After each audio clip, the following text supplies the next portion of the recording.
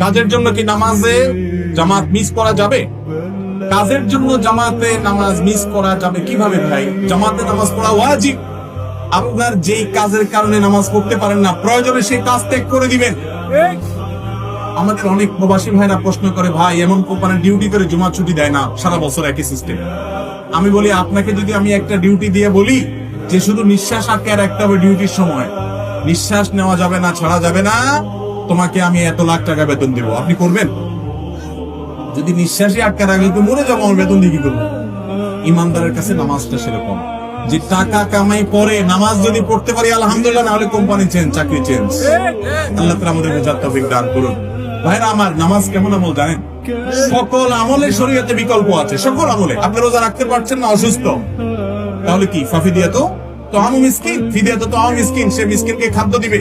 আপনি সফরে আছেন, কষ্ট হচ্ছে, রোজা রাখতে পারছেন না, অসুবিধা নেই,